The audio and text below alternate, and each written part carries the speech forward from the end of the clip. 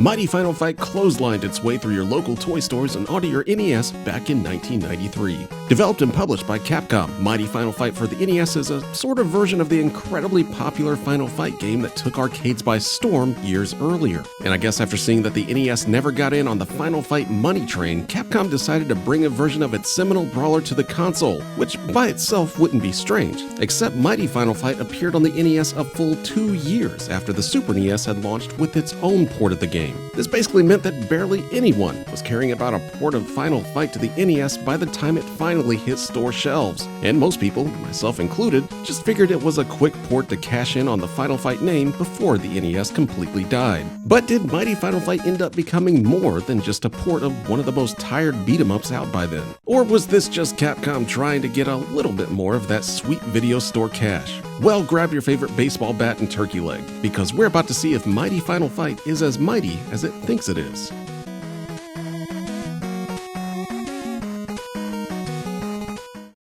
Start the game up and you get a slightly different take on the Final Fight storyline, with the leader of Mad Gear falling madly in love with Hagar's daughter Jessica to the point where he decides to kidnap her, which as we all know is the best way to profess your love to someone. This is more than enough to enrage Hagar and the gang, and off they go to rescue Jessica from the clutches of the overly clingy Mad Gear gang. And if you're enraged enough as well, then go ahead and get yourself to the character select screen where you can then choose from the 3 iconic Final Fighters. Each character of course has their own assortment of moves along with their own style of fighting. Cody's the best all-arounder with a good mix of speed and power that should be easy enough for beginners to come to grips with. Guy's the fastest overall with a ton of furious kick combos at his disposal, but he just doesn't do too much damage. And Hagar is of course the slowest, but he decimates anything in his way with his spinning pile drivers and power bombs. After you've decided what character to bust Mad Gear up with, then go ahead and press start to get out onto the mean streets of Metro City and rescue Jessica.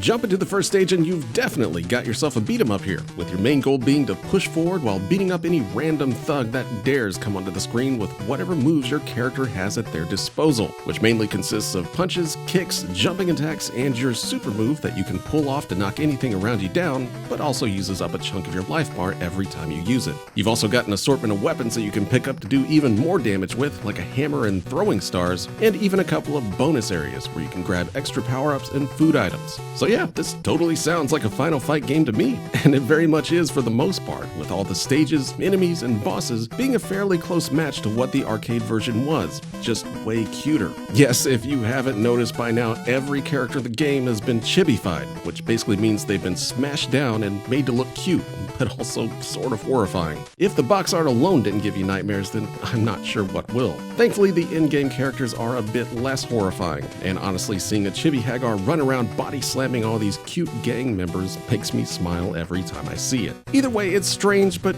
charming to see this cutified take on these classic Capcom characters.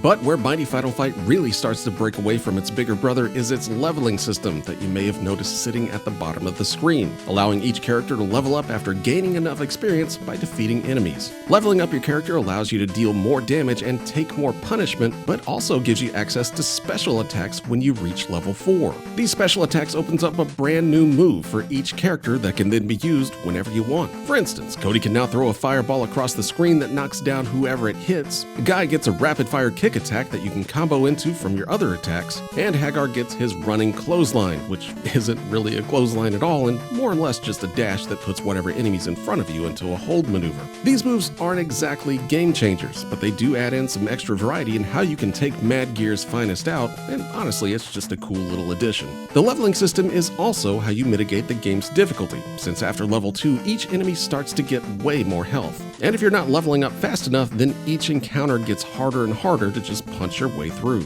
Dying thankfully doesn't take any levels away from you, but it will reset your experience points back to 0 for that level, which really sucks when you're trying to get up to those higher levels. The game isn't exactly very long though, with only 5 fairly short main stages, but encounters can definitely drag on later in the game if you're not leveled up, and can make getting past those super cheap bosses that much more annoying. But hey, at least you can finally insult them before they beat you to death, and that's really all that matters.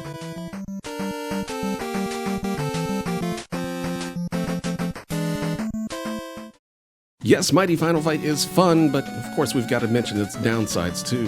While the game looks and sounds great, you may start to notice eventually that there's only 2 enemies at once on the screen at any time throughout the game. That's mostly fine, and it certainly doesn't make the game any less fun, but it starts to make later encounters feel samey, since there's only so many ways Capcom could mix things up with the 5 or so enemies that's in the game. And if you're thinking this is done in an effort to maybe save our eyes from that notorious NES flicker, then you'd be wrong, since Mighty Final Fight is still Flicker City, even with its reduced number of sprites on screen. Also, as mentioned before, the game is fairly short, with a full playthrough clocking in at just around half an hour if you know what you're doing at all, but there's a lot of fun to be had mastering and playing through the game with each character. Finally, and maybe the game's biggest sin, is that there's no 2-player co-op whatsoever, which just about kills any brawler, like its Super NES Big Brother that not only left out co-op, but an entire playable character. But I guess it says a lot about how much fun Mighty Final Fight is that it honestly didn't really bother me that much. And at least Mighty Final Fight has Guy included in the game as well.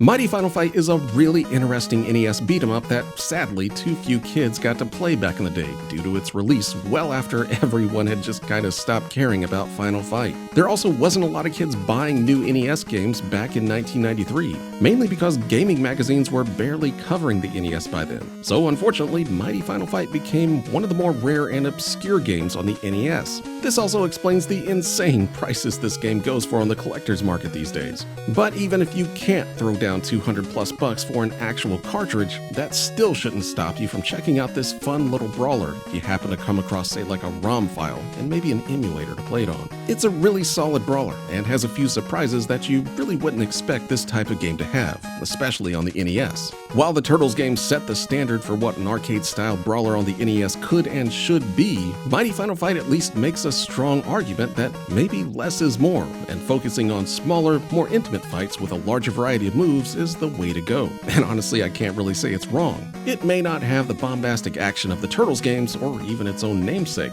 but it's still fun enough that I'd recommend it to anyone looking for a fun beat-em-up on the NES. And much like its title says, this small, cute take on Final Fight may just be one of the mightiest ones out there.